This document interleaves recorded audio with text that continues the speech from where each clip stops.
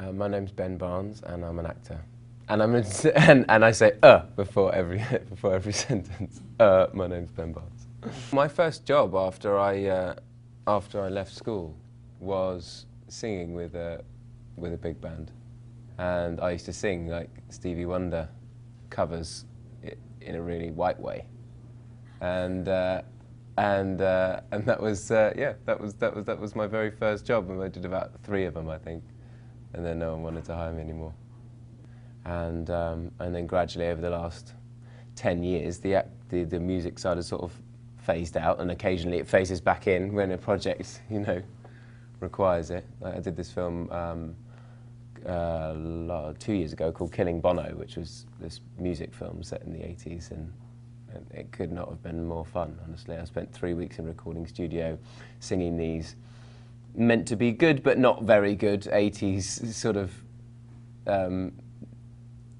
songs that weren't smash hits because we just made them up, and sort of prancing about with Flock of Seagulls hair and guy liner and earrings and dreadful, dreadful outfits. What accents can you do, just off the top of your head? Like? I can't do Canadian, and I struggle with Northern Irish,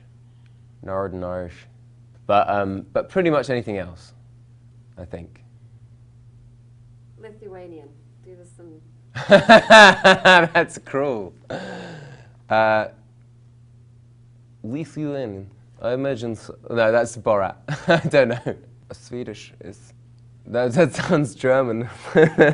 All right, let me rephrase. I can't do any accent. I'm terrible at accents. Terrible with accents, and I can't do Canadian, Lithuanian, Swedish, or West African. I hate you.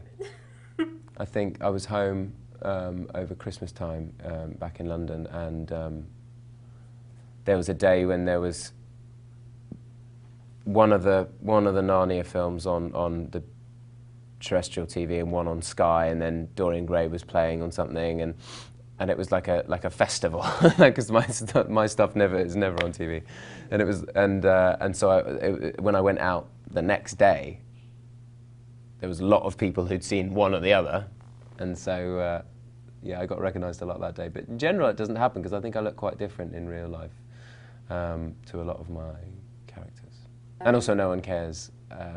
That's why. That sounded like an excuse. No, I look really different, so that's why no one mobs me. Or you're just not famous. Get over it.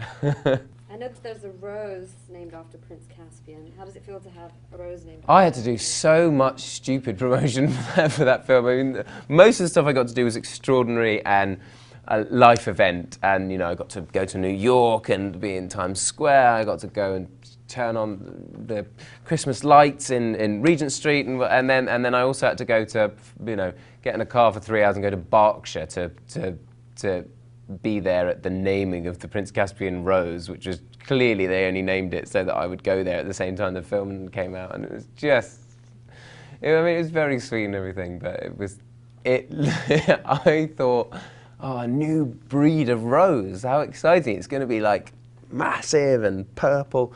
It was just like a medium-sized red rose that smelled like a rose, and it was a rose. It was not a Prince Caspian rose. It was a rose. Oh wow! Wow! Thank you. That's amazing. No, it was. I had a really nice day there. I don't know why I'm being so cruel. I had a very nice time there. When I first got here, I felt it was a very sort of alien place, and I felt that every single person in Los Angeles was an actor, and they were all, I don't know how old I was, 24. They were all 23. And 6 foot and dark haired, and they were all trying to get my jobs, and that was the only way I could see it. And I would go into a room, and there'd be 16 me's sitting there waiting to go and shout in you know, loudly at a casting director in the next room. And I suppose it hasn't changed much really, but I got to do 2 scenes with Robin Williams in this film, The Big Wedding, and it was extraordinary, and I was sitting opposite him, and my character's not supposed to like his character. He's playing the sort of the priest who's marrying myself and my fiancée in the film, And we sort of did the scene as it's written 3 or 4 times, and then the director said, "Okay, Robin, just do your thing, whatever you want to do." And he was like, "Ready, boss? Yes, boss. Ready, boss." And I was, what do I do now? And he was like, and Ben, you know, he's just gonna make up what he wants to do, so just go with it and just improv back and forth, you know, shoot the shit. And I was like, you asked me to improv battle with Robin Williams. Is that what you're doing? Because that's like asking me to box with Mike Tyson. That's this is not going to work. But it did work, sort of. I mean, I gave nowhere near as good as I got, but it was he was masterful because I was too busy watching him, being fascinated with him, and it would be my line. I'd be like, yeah, I'm watching the telly.